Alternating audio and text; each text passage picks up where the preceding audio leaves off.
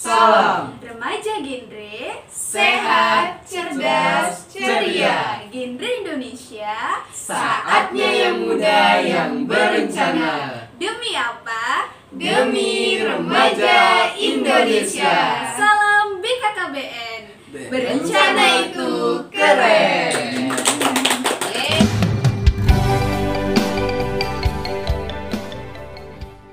Assalamualaikum warahmatullahi wabarakatuh. Waalaikumsalam warahmatullahi wabarakatuh. Tabiku. Ya pun. Bersama saya lagi Novelia Yulistin Sanggem di program podcast Ciao Ekang. Kali ini kita ada di segmen pendidikan. Let's go.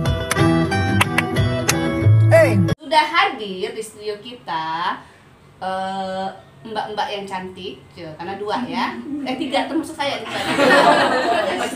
Iya, ya, dan abang-abang kita yang ganteng, ya, hari ini kayaknya ceria sekali walaupun suasananya sangat panas. Ya, mereka adalah mahasiswa dari Universitas Muhammadiyah Lampung. Nah, ini apa nih? Ini seragam organisasi atau Iya, alma mater? organisasi.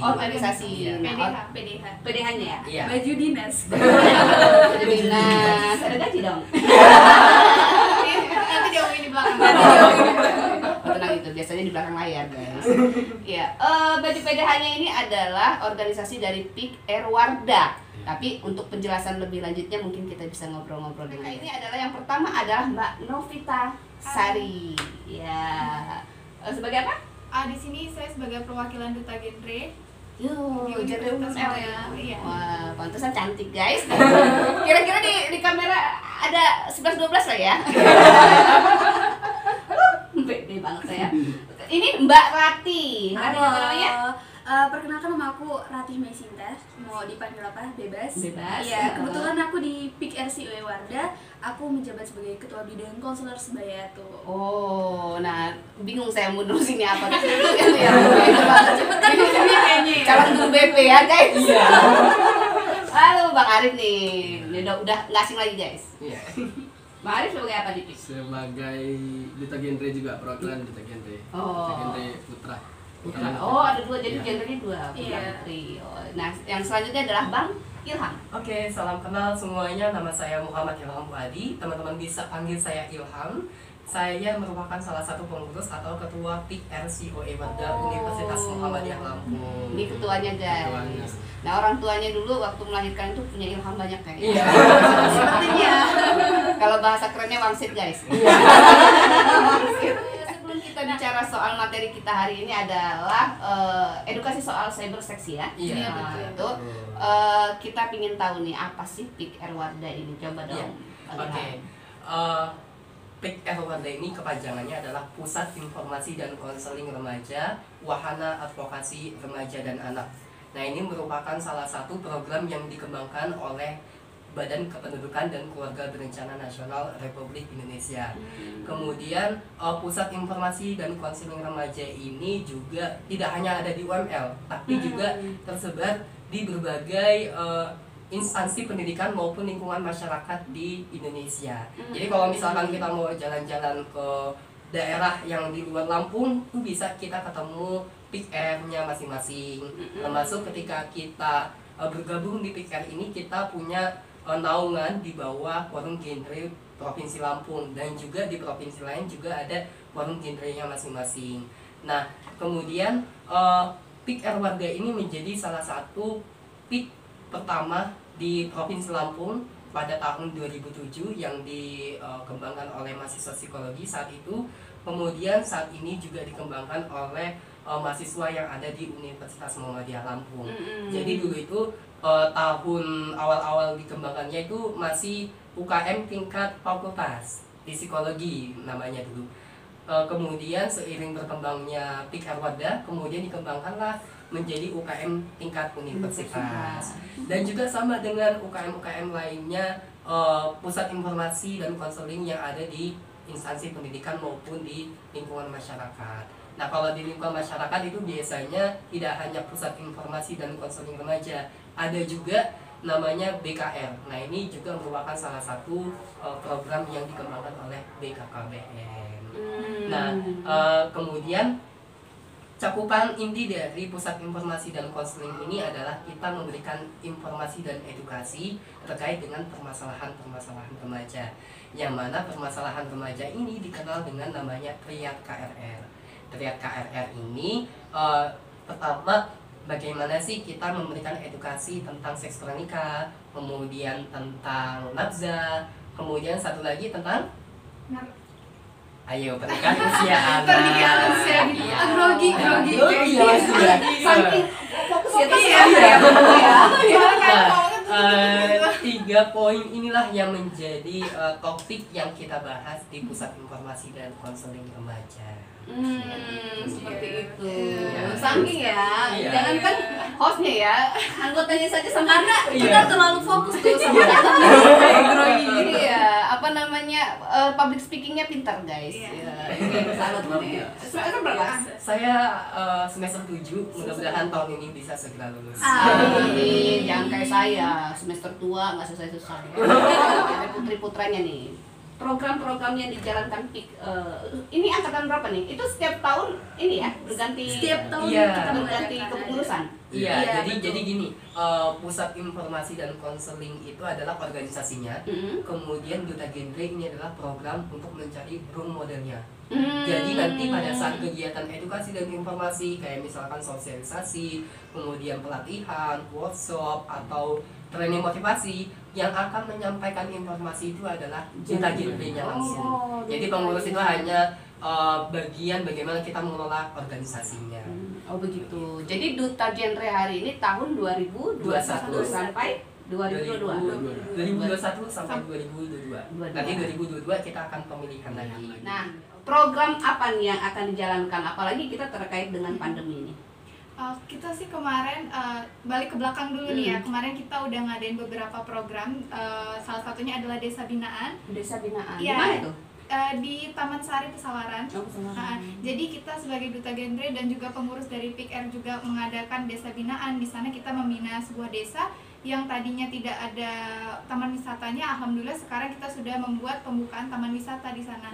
Dan di sana kita bukan cuma hanya untuk wisatanya aja, tapi kita juga adain sosialisasi kepada Karang Tarunanya. Di sana kan juga banyak Karang Taruna, termasuk salah satunya kita pas di sana kan minat tuh, kita kan semalam di sana. Terus kita banyakin adain program-program tentang Triad KRR juga, terus sosialisasi gimana sih kita menjadi remaja yang baik, serta juga kita ajak mereka untuk bersama-sama menjadi seorang remaja yang berencana juga. Karena kan kita semua tahu ya kalau misalnya berencana itu harus dimulai dari kita sekarang, dari sejak dini. Jadi kami sebagai perwakilan duta di sini dan juga bersama teman-teman PIK-R Wardah mengajak semua masyarakat dan juga remaja yang ada di sana untuk ikut andil dalam generasi milenial ini. Wah, ini baru 2 yang ngomong udah lancar guys. Sebelumnya UML Gering. Iya. Iya. Nah, sama yang Ya, dilakukan. sama. Secara garis besar sama, tapi yang paling penting sekarang kan karena kita konselor juga ya, jadi kita tuh menghadirkan konseling. Sekarang kan pandemi, kita belajarnya online, jadi banyak mahasiswa yang kadang apa ya, mengalami gejolak batin lah untuk belajar, kadang stres Karena kelelahan belajar online. Iya. Kelelahan belajar, jadi ya ini kita Duta Genre hadir sebagai apa ya, konselor, ngasih konseling ke teman-teman supaya dia orang nggak pusing, nggak gila, nggak stres. Iya, itu gitu. termasuk konseling juga loh itu Iya, ya. iya. Bukan hanya itu salah satu mental juga yang Iya. berpengaruh kan ya di Iya. psikologis mahasiswa, pelajar dan bahkan mamanya. Iya. Betul sekali itu karena sekarang para mama ya, para ibu-ibu banyak mengeluh tentang belajar online ini karena memang dari orang tuanya sendiri tidak bisa mengajarkan. Iya. Karena online adalah hal yang baru bagi orang tua ya tuh ya. Iya benar, bukan hanya online sendiri sih. Walaupun manusia atau emak-emaknya itu pintar nih, pintar cerdas, tapi yang namanya mengajar itu belum tentu semua orang bisa. Iya. Orang bisa bahasa Inggris pasti, tapi belum tentu bisa belajar mengajar bahasa Inggris. Nah, Desa Binaan itu masih berlanjut atau hanya program sekali selesai? Kalau Desa Binaan itu adalah program yang kita canangkan dan kita kerjakan, kita laksanakan juga step by step. Jadi setiap tahun kita laksanakan. kemarin sudah membuka taman wisata, insya Allah nanti kedepannya bersama mahasiswa baru, kemudian kita akan mengajak juga untuk ikut andil di sana. Jadi kita nanti juga ada program desa binaan kedua, yang di sana banyak banget program-program untuk remajanya juga di sana. Oh begitu. Wah, bicara dengan informasi tentang PIK ini panjang sebenarnya kan. Memang programnya itu mungkin ini karena saya baru dengar sekilas saja sudah banyak sekali kan. Bisa satu durasi ini bisa 1 jam hanya bicara PIK aja. Tapi kita kembali ke materi. Kalau mau kepo-kepo tentang PIK-nya nanti kita ada deskripsi ya guys ya. Mbak-mbak dan abang-abangnya tinggal tanya-tanya. Bicara dengan cyber ya, edukasi cyber sex-nya. Apa kita ini ada kegelisahankah atau ada apa ya yang harus kita sampaikan ke publik berhubungan dengan cyber sex? Banyak banget kegelisahan yang pengen kita sampaikan, juga pengen kita bicarakan, kita obrolkan di sini. Karena pada saat ini tidak menutup kemungkinan bahwa semua orang bisa menjadi si pelaku dari cyber sex ini. Si pelaku. Iya. Semua orang bisa menjadi si pelaku iya, cyber sex. Tidak kenal umur dan tidak kenal mau wanita atau pria juga bisa menjadi peran daripada si cyber sex ini. Kenapa bisa bilang seperti itu? Karena banyak banget dari anak kecil bahkan sampai orang dewasa juga sudah mengetahui tentang seks itu tadi kan ya. Tapi tidak banyak juga yang tahu makna daripada seks itu apa. Gitu sih. Iya, makna. Nah, sebelum kita tanya tentang makna seks nih Mbak Ratih nih. Cyber sex itu apa sih? Siapa tahu nih ya, ada yang nggak tahu nih apa sih cyber sex itu katanya kayak gitu, ya kan? Karena saya contohnya seks, tahu, semua orang mau seks itu tahu. Nah, tapi cyber sex ini apa nih? Siapa nih yang bisa menjelaskan? Mungkin untuk cyber sex sendiri mungkin kayak Ilham bisa. Karena ketuanya dulu Kita memang sering ya. kita memang sering ini sih. Iya, sekarang ketuanya dulu baru kita nanti mendengarkan. Batu loncatan. Ya, ketika kita berbicara tentang perilaku penyimpangan, artinya di sini dapat merugikan antara satu dengan yang lain, merugikan pelaku maupun korban. Perilaku penyimpangan seksual ini itu pada dasarnya diawali oleh korban. Setiap orang yang menjadi pelaku pasti pernah menjadi korban. Entah sebelumnya dia pernah mengalami penyimpangan seksual dengan orang lain, kemudian dia mengalami gangguan ya pada saat penyimpangan seksual itu, kemudian dia bisa berpotensi menjadi pelaku. Jadi orang yang menjadi pelaku pada dasarnya dia adalah sebenarnya korban. Tidak hanya mengalami pelecehan itu sendiri, tapi juga menjadi korban dari yang namanya publikasi di media sosial. Terkadang kita bisa menjadi pelaku bukan hanya mengalami langsung, tapi kita melihat apa yang ada di media sosial. Korban medsos. Iya. Korban teknologi guys. Iya. Kan? Belajarnya lewat teknologi. Terus yang tadi Kalau menurut mungkin cyber sex ini contohnya mungkin ya itu tadi ya. Penjahat. Cyber sex ini apa namanya? Gitu. Penjahat melalui teknologi ya. Iya. Dari Betul, cybernya cyber. ya. Iya. Nah, selain kegelisahan tadi ini yang kena ternyata ada kita ini pelaku ini sebenarnya korban. Iya. Ya kan? Korban itu biasanya mulai dari jadi pelaku, Iya. akhirnya jadi pelaku. Iya. Ini kenapa bisa seperti itu? Apa ya, mungkin balas dendam itu tadi. Balas Kan dia dendam. jadi korban ya. Hmm. Masa saya sudah jadi korban dari pelecehan seksual terus menerima gitu aja, pasti dia melampiaskan yang dia rasakan itu loh. Jadi Beberapa traumatik mungkin gitu. traumatik trauma. traumatik manusia itu berbeda-beda. Iya. Ada yang membalas dendam, Iya. ya mungkin seperti itu ya. Penyalurannya kan beda-beda. Ada yang Penyalurannya. disalurkan dengan apa namanya, balas dendam itu ngelakuin hal yang sama pada orang lain. Ada juga yang ya sudah stop di saya aja. Kan kalau yang bagus itu tuh. Stop Jadi dia di dia, mengalami pelecehan tapi stop di saya, jangan ada orang lain. Itu yang bagus. Tapi kan ya beda-beda. Contoh yang ini ya, yang contoh yang apa namanya? Pernah dengar nggak yang di Prancis atau di mana yang mahasiswa Iya, tinggal sekali itu? ya Iya. itu Itu merupakan sebenarnya salah mungkin satu mungkin korban ya. korban. Awalnya Korban. dia adalah korban, kemudian dia menjadi pelaku. Pelaku. Iya. Ada berapa puluh itu kan? Hampir ada seratus. Ratusan ya. Iya, Banyak ratusan. sekali. Nah, ini salah satu yang harus akhirnya masyarakat harus edukasi. Iya, Ya, edukasi. betul. Nah, inilah gunanya peran PIK tadi ya. Iya, Ya, betul. peran-peran remaja Hmm. untuk edukasi daripada masalah-masalah seperti ini gitu, karena pada remaja ini diharapkan kan memiliki wawasan lebih luas, dan remaja juga diharapkan memiliki rencana gitu loh. Kalau misalnya dalam kaitannya seperti ini, diharapkan remaja itu bisa gitu untuk menanganinya. Nah, contohnya Mbak Rati, contohnya itu kan tadi salah satunya adalah Prancis tadi ya. Nah, di sekitar kita korban seks ini lewat cyber ini apa saja sih? Ada contoh nggak?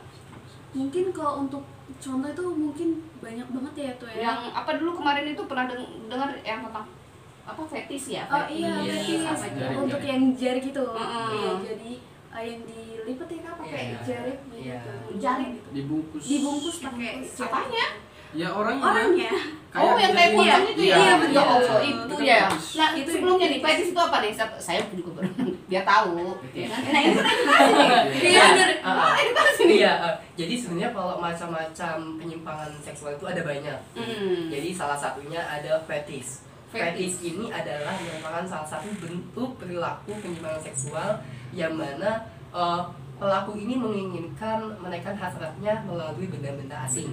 Misalkan contohnya kayak kain jari, kemudian mohon maaf ya kayak pakaian dalam, kemudian atau benda-benda yang lainnya yang itu bisa menaikkan libidonya untuk menaikkan hasrat seksualnya. Oh, seperti sensasi yang berbeda gitu. Iya, ya? Itu yang mau binatang kayak gitu? iya, Termasuk iya, fetish? juga termasuk fetish. Hmm. Benda-benda asing, kemudian misalkan ada banyak sekali contoh-contoh yang mengalami fetish itu sendiri gitu.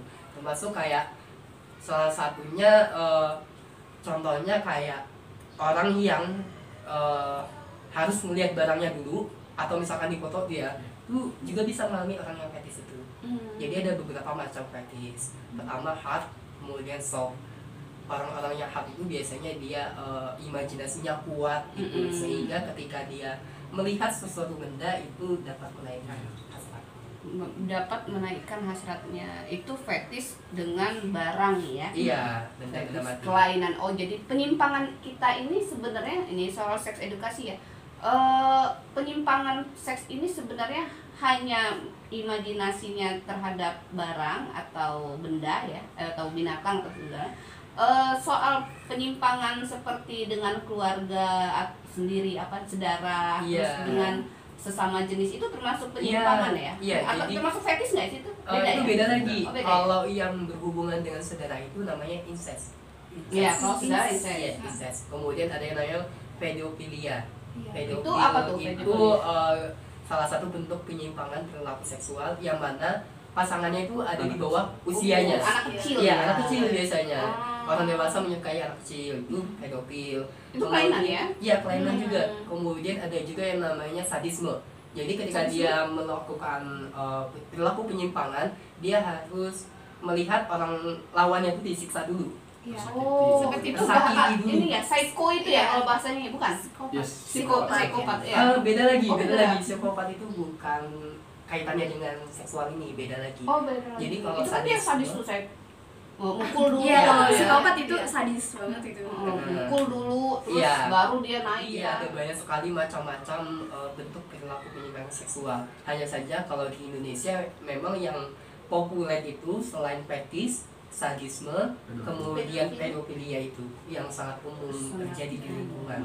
Dan, Gitu. dan untuk pedofil sendiri itu banyak sekarang lagi marak-maraknya tuh ya. Jadi kemarin Rati sempat melihat berita untuk daerahnya itu di sensor nggak boleh disel, itu ada anak kecil di masjid dan itu ada orang dewasa jadi melakukan cabul ya Kak. Iya. Cabul seperti itu. Nah, untuk pedofil sendiri sebenarnya itu lagi marak-maraknya sebenarnya untuk kasus pedofil ini sendiri gitu.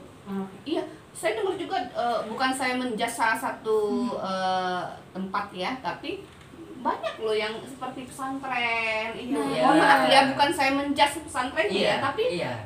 itu apa karena ada apa ya namanya edukasi yang kurang atau bagaimana sih? Pertama, Bukan hanya pesantren ya, ada Iya. sekolah internasional zaman dulu ya. Umum itu Sekolah umum itu juga ada guru olahraganya gitu. Iya. Itu gimana sih? pertama menurut- kita bisa lihat dari segi kondisi, kemudian kita Lingkungan, bisa kondisi dari lingkungan, kemudian kita bisa lihat dari kelainan dari orangnya tersebut. Jadi kelainan seksual juga ada pada diri sendiri. bisa dilihat dari faktor genetik gitu. Nah, Jadinya, untuk korban ya, apalagi anak-anak ya pedofil ya. Iya, betul. Di PIK ini ada nggak sih edukasi soal penyembuhan traumatik itu ya? ya. Jadi kalau traumatik kan pasti nggak bisa hilang, karena traumatis itu susah untuk hilang. Ya, Tapi- agar dia nggak jadi pelaku lagi gitu. Iya. Pertama kita perlu adanya rehabilitas. Oh, rehabilitas. Iya, Oke, narkoba ya? rehabilitas. Iya. Perlu ada betul Nah seperti biasanya itu. untuk penanganan yang cukup dalam artian ini membutuhkan orang yang berkompeten, kita memiliki rujukan. Jadi konselor ini nantinya akan memberikan rujukan kepada orang yang memiliki kemampuan untuk menangani masalah itu. Misalkan kita ada rujukan ke psikolog, kemudian tempat rehabilitas, kemudian tempat-tempat yang berhubungan dengan permasalahan itu sendiri. Oh, nah. Nih, Bang Arif nih. Penting nggak sih kita perlunya ada edukasi ini? Penting dong, edukasi tentang cybersex itu penting lah, karena ya bahaya kan, cybersex ini bahaya banget gitu loh. Karena kalau udah jadi korban, kalau remaja itu udah jadi korban atau anak kecil jadi korban, ya mentalnya yang terserang kena. Mental. Iya, jadi traumatik itu. kalau guys. generasi muda bangsa ini tercemar dengan itu, pikirannya dengan sejak kecil udah mikirnya penyimpangan seksual, cybersex segala macem, ya nggak berkembang nanti. Nggak Jadinya, berkembang, iya. iya. Terus seks penyimpangan seks ini menular nggak sih? Ada apa istilahnya, kalau gosip ya, saya juga belum pernah dengar katanya sih, kalau biasanya kalau kita lagi ke salon tuh, di salon tuh kan ada yang penyimpangan seksnya ya. Iya. Katanya kalau kita sering ke salon tuh dipegang aja nular gitu. Dipegang cuma dipegang gini doang nular. Itu kayak mana tuh soal penularan penyimpangan? Siapa yang bisa menjelaskan? Oh, Iya, jadi kalau penularan itu pasti diawali oleh pelaku. Seseorang nggak akan bisa jadi korban kalau nggak ada yang memulai. Nah, jadinya untuk penularan itu pasti akan ada transformasinya dulu.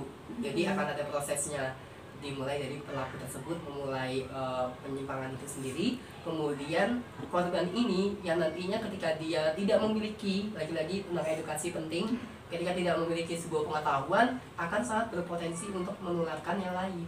Gitu. Menularkannya dalam artian, oh saya seneng nih melakukan hal ini. Secara nggak langsung dia pasti cari lawannya dong untuk menaikkan hasrat tersebut. Sehingga yang namanya penularan seksual ini itu jauh lebih kejam, karena bisa merusak otak, kemudian bisa merusak dari segi mental. Kemudian ketika seseorang itu sudah mengalami yang namanya penyimpangan, itu dapat berpotensi namanya pernikahan usia anak, karena melakukan pernikahan usia anak. Iya, Maksudnya gimana tuh? pernikahan usia anak itu kan ada macam-macam, artinya menikah di bawah usia ideal. Oh, Nah, gitu. iya. Contohnya ada banyak sekali MBA, married by accident. Nah, itu bisa dilihat dari faktor penyimpangan seksual. Apakah dia telah mengalami yang namanya perilaku penyimpangan seksual antara laki-laki dan perempuan, dan itu bisa berpotensi menikah di usia yang tidak ideal. Oh Gitu. gitu. Nah, untuk PIKR ini pernah nggak sih kita edukasi program ya ke sekolah-sekolah atau anak-anak? Iya. Jadi kalau kita pasti punya kerjasama antara Anak-anak di bawah instansi umur. ya, kemudian beberapa instansi yang memang sangat penting diberikan edukasi, sehingga nanti kita di situ bisa memberikan edukasi dan informasi tentang perilaku penyimpangan seksual, kemudian bagaimana pencegahannya itu kita bisa melakukan di lingkungan masyarakat juga, dan banyak sekali ruang lingkup yang bisa kita dapatkan. Karena cybersex ini ya, pornografi dan sebagainya ini kan sangat menyebar luas. Di internet ini Iya. membuat jangankan yang dewasa gitu ya, anak kecil mohon maaf, dia maksudnya nggak ngeliat itu, Iya. tapi tiba-tiba muncul. Iya. Itu sering banget kan internet Iya. kan. Itu yang akhirnya dia bingung, "Ma ini kenapa? Ma ini mau ngapain ya?" katanya gitu kan. Itu sering ya kan. Nah, untuk menjaga nih, ada nggak kita soal edukasi soal menjaga anak-anak itu menjaga ini dia apa namanya ini apa sih Oh, namanya diri tubuhnya? ya. iya. Iya, mungkin Jadi, bisa. jadi kan ada hak dan kewajiban reproduksi. Nah, pertama ketika kita ingin memberikan edukasi ke anak, tentunya orang tua harus tahu dulu apa yang mau disampaikan. Kemudian hal-hal apa saja yang harus disampaikan sesuai dengan usianya. Nah, ketika kita berbicara tentang edukasi untuk orang tuanya nih ya, karena kan mau nggak mau Orang tua ketika- dulu. yang pertama dikasih tahu tuh orang tuanya Ah. dulu gitu, supaya nanti nggak salah informasi ke anak-anaknya gitu kan. Pertama kembali lagi bahwasanya di dalam program genre ini ya, kembali lagi kita ada namanya 8 fungsi keluarga. Ya, ada lagunya juga, nanti bisa dipraktekin. Oh, ya, coba lagunya dulu. Iya. Sebelum kita ini kan biar ini apa nih lagunya nih. Yuk, bisa kita bareng-bareng ya. Iya. 3, 2, 1.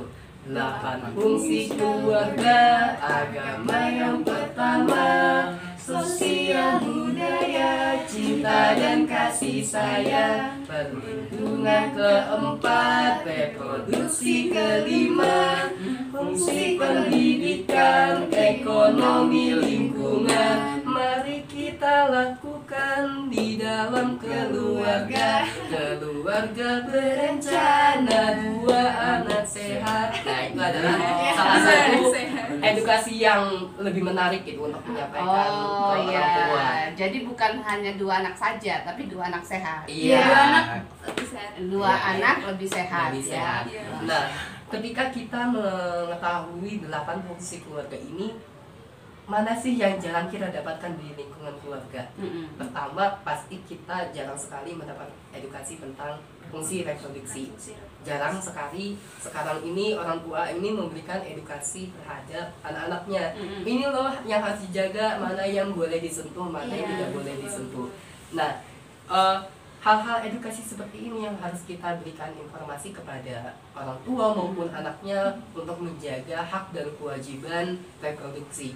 Kemudian sekarang ini banyak ya tuh kayak misalkan pengucapan bahasa yang banyak sekali beredar di media sosial yang sekiranya itu memang tidak layak untuk dipertontonkan.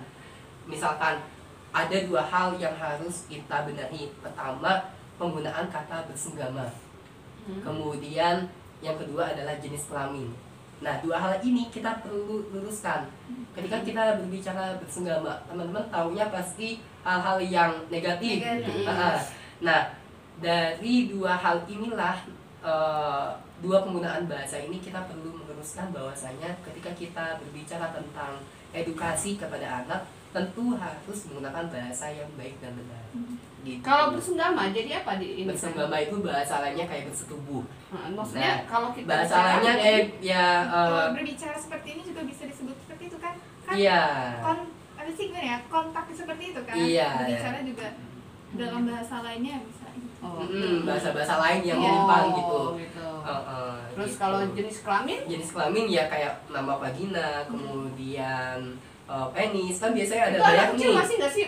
Udah bisa belum sih kita di bawah umur itu kita cerita Harus diberikan vagina informasi. gitu, langsung Iya. vagina namanya. Mungkin bahasanya ya. bahasanya lebih- adalah lebih lembut lagi. Misfi pertama, mungkin ya. Apa kalau yang lebih enak itu adalah pertama kita kasih tahu dulu ini yang harus kita jaga, Oh. ini yang Dikasih tahu. harus apa namanya, ini tidak boleh ya. iya, ini ini tidak nggak boleh dipegang, dipegang. ini nggak boleh Iya. dipegang, ini boleh dipegang. Walaupun Apa- dengan keluarga sendiri, Iya. kakak, bapak itu ya. Iya. Iya. Itu mungkin karena pelecehan itu juga bisa di tempat Bisa yang terjadi, terdekat. Iya, bahkan bisa betul. terjadi dalam keluarga sendiri. Itulah kenapa harus ada edukasi pelarangan-pelarangan terhadap anak kecil untuk menjaga sensitif tubuhnya. Iya, ya. betul sekali. Hal-hal seperti itulah yang kita berikan edukasi Ah. supaya nantinya orang tua ini bisa lebih tepat memberikan informasi ke anak-anaknya. Kemudian diharapkan anak-anak ini jangan sampai mendapatkan informasi dari orang luar. Karena kadang-kadang informasi dari orang luar itu berbeda dengan apa yang kita sampaikan. Sehingga diharapkan orang tua ini bisa menjadi informasi. Iya, Gitu. karena memang jangankan sama orang luar ya, kadang-kadang yang itu yang disebut tadi pelaku. Ketika anak-anak ini melihat internet lalu muncul gambar-gambar pornografi atau video-video yang tanda kutip, mereka akhirnya ada rasa penasaran. Iya. Iya kan? Ya kan penasaran, bukan hanya jadi korban mereka kan. Akhirnya karena korban internet penasaran melakukan. Iya. Iya kan, melakukan. Kenapa itu bisa terjadi di tempat yang terdekat itu? Mungkin yang pertama karena keluarga ini adalah orang yang paling terdekat ya, yang pertama. Jadi segala halnya mungkin seperti ayah, ibu, dan anak bisa mengetahui satu sama lain. Maafnya kalau kita mandi pun orang tua kita tahu gitu loh istilahnya. Dan mungkin dari hal-hal seperti ini dan sering kita lihat, kemudian nanti menimbulkan suatu pemikiran yang negatif.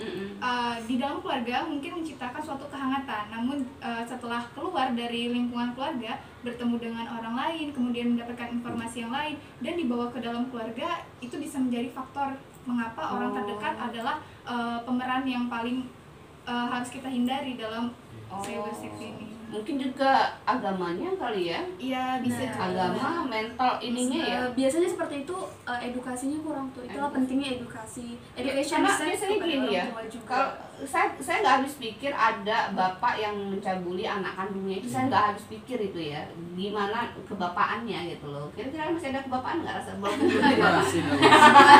calon Masih. bapak. Iya kan, karena apa? Iya, kalau pribadi ya, kalau kita ngelihat saudara sendiri aja, Kan nggak nafsu nggak ada sih niat kan di ya. sana ya, karena wah ini kan darah daging Iya. sama, kita satu keluarga kok punya pikiran begitu gitu. Ada Mungkin memang ada kelainan itu, penyimpangan itu memang dari mindset kali ya. Iya. Apa ya? Saya juga nggak habis Mungkin pikir itu. kurang mungkin. Iya, Iya. Biasanya Plus agamanya kalau dia udah berakhlak biasanya ya, agama apapun, biasanya kalau agamanya kuat, dia punya akhlak, Iya. terus rasa kebapaan atau keibuannya kuat, rasa persaudaraannya kuat, dia nggak akan terjadi seperti itu ya. Iya, betul. Iya, memang cyber ini merusak memang. Iya. Cyber ini merusak. Nah, kira-kira apa nih yang belum kita sampaikan soal cyber sex? Yes. Soal solusi dari Iya, solusi penanggulangan ya. penanggulangan Apa dari nih? cybersex ini. Yang pertama adalah sering-sering kita untuk berdekatan dengan keluarga kita. Terus itu kemudian kedua, kita harus sering-sering mendengarkan edukasi tentang apapun, hal apapun, dan jangan menganggap bahwa seks itu adalah hal yang tabu. Ya. Terus yang ketiga, kita juga harus tahu informasi seperti apa yang kita harus tahu ya.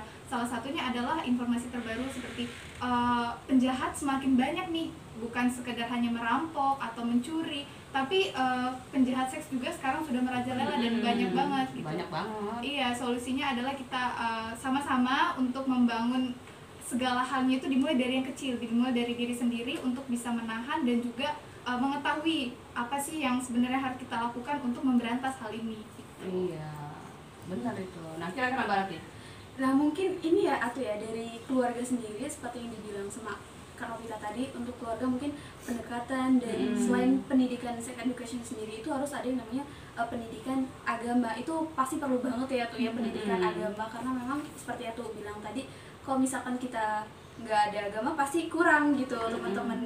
Selain itu juga mengenai teknologi ini tuh pasti penting banget ya Kak, teknologi, karena teknologi ini sumber dari masalah itu kan. Jadi untuk orang tua sendiri mungkin lebih perhatian lagi kepada anak. Dan untuk masa biasanya anak-anak nih suka nyetel YouTube nih. Nah, jadi ada kan yang namanya YouTube Kids. Nah, itu boleh tuh buat anak-anak, karena memang untuk YouTube Kids sendiri itu adalah tampilannya tampilan anak-anak semua gitu. Jadi karena memang sekarang online, jadi untuk orang tua sendiri itu harus sering memperhatikan anaknya gitu, mendampingi, lebih memperhatikan kembali gitu. Jadi karena memang ibu sendiri adalah madrasah pertama bagi anaknya, jadi lebih memperhatikan lagi anaknya. Lebih diperkuat penjagaan handphonenya ya. Iya. Handphonenya itu. Ya memang benar. Saya aja kaget loh. Jangan kan anak-anak, saya kaget. Kok muncul? Saya nggak buka ini loh. Padahal itu lagi di aplikasi pembelajaran loh. Iya. Ada iklan Nah, yang seperti itu. iklan kayak gitu. Kok bisa ya?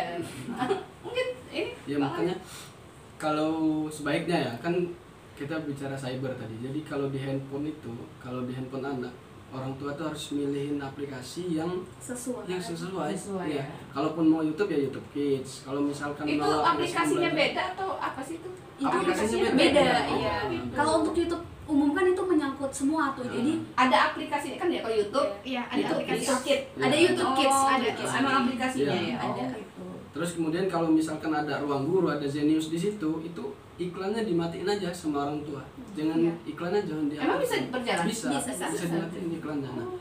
Nah, dari kan anak kecil itu kalau dia lihat gambar yang menarik itu kan nggak pernah dia lihat tuh gambar yang begitu, diklik sama dia. Karena penasaran ya Iya kan? tuh ya, jadi Tujuan utama dia masuk ke aplikasi itu kan belajar, tapi ada hal yang lebih menarik Iya. bagi dia. Udahlah saya lihat dulu lah apa sih ini gitu kan. Anak Dari kecil itu situlah, nggak tahu, iya. keingin tahuannya banyak. Iya, saya kadang-kadang bingung menjawabnya itu. Ada yang mohon maaf, adik gitu ya. Ada Ma, aku ngapain orang ini mah? Nggak tahu. Tiba-tiba kan muncul sendiri Iya. tuh iklan kayak gitu. Kalau saya kembali lagi kepada peranan kita di Pusat Informasi dan Konseling, yang mana kita di sini ada namanya program KIE. KIE itu adalah Komunikasi, Informasi, dan Edukasi. Jadi bagaimana kita memanfaatkan media sosial kita untuk memberikan informasi tentang cyber sex education kepada remaja. Kenapa remaja? Karena saat ini penggunaan gadget itu dominasinya adalah penggunanya anak-anak remaja.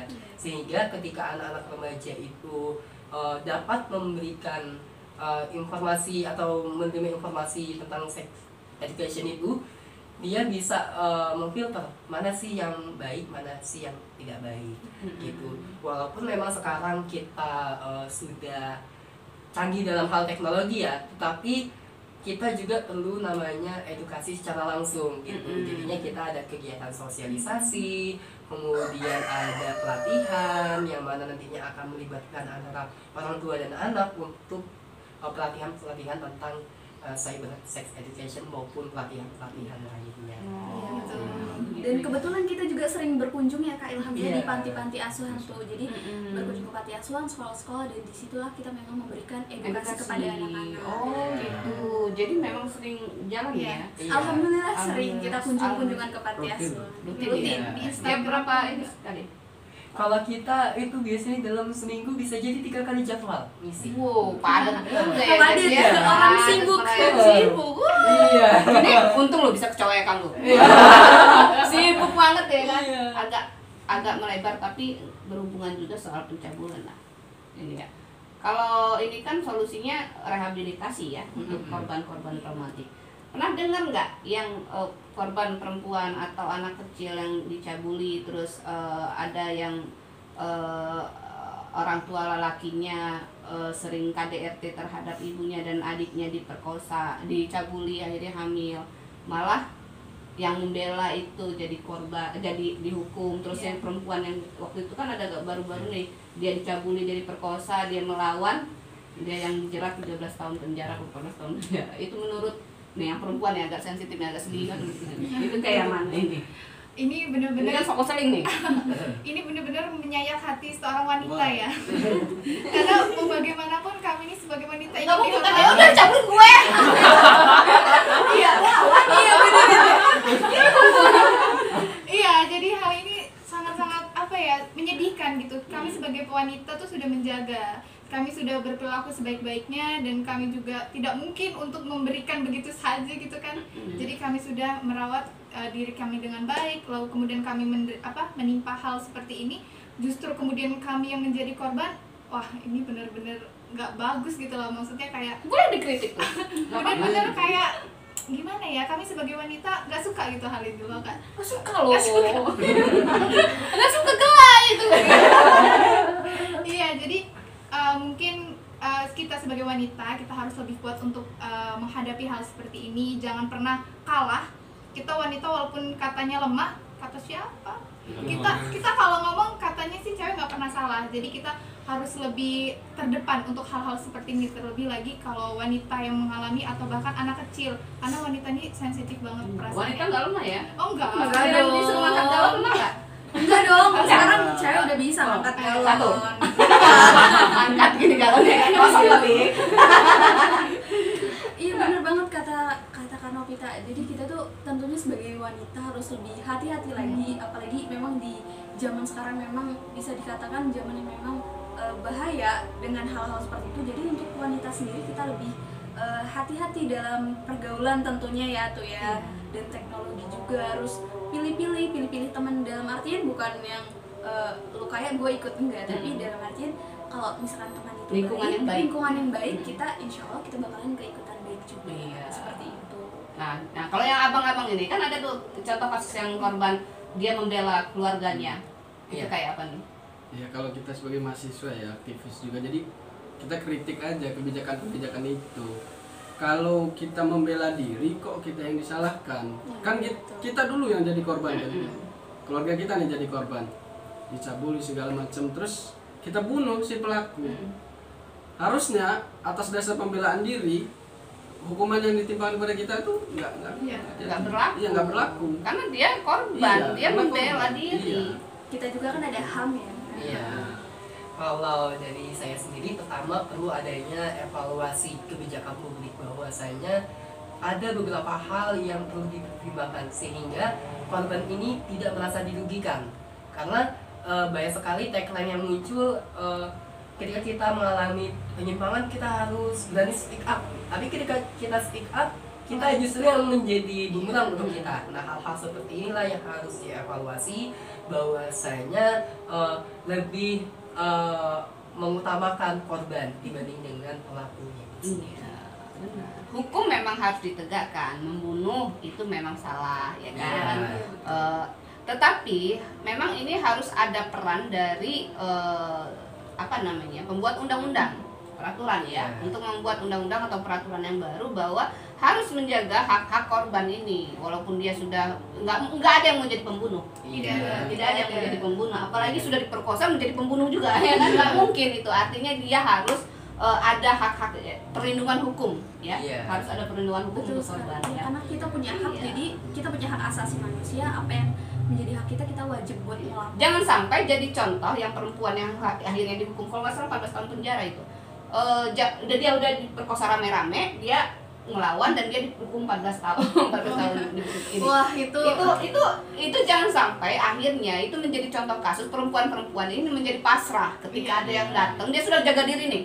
Dia sudah pintu aja kalau nggak bisa ngeliat dulu siapa ini, ya kan, udah jaga diri dia. Tetapi namanya musibah itu kan nggak ada yang bisa ini ya. Nah akhirnya ketika ada contoh kasus kayak itu, daripada udahlah bang kan mungkin ya kan, malah menikmati dia. Jangan sampai seperti itu. Ini harus kebijakan ya tadi publik ya. Ini Iya. peran dari pemerintah, khususnya adalah kepolisian ya. Iya. Udah lebih bijak lah. Yang udah hampir sejam guys ngomong Iya. bicara seks lagi kan, edukasi emang panjang ceritanya. Iya. Apalagi soal program-program dari PIK Warda. Ini nggak habis pun 3 kali dalam seminggu, coba bayangin kan betapa sibuknya. Ya terima kasih Iya. abang-abang, bapak sudah bersedia hadir di studio Cawek Ekam. Semoga belum semoga lah ya. Sebuah kebanggaan. Goodbye kalau udah ngomong kayak gini. Sebuah kebanggaan bagi Cawek Ekam bisa menampilkan sosok-sosok fenomenal. Iya kan? Ya kan 5-10 tahun ke depan mereka adalah menjadi pemimpin. Amin. Ya. Minimal jadi guru BP. Iya. Nah, kalau nggak ada guru BP lo siapa yang membimbing anak-anak? Iya kan? Itu kan minimal. Dia maksimalnya dia menjadi pemimpin negara ini. Harus jadi ibu presiden, ya kan? Wakil presiden atau istrinya presiden.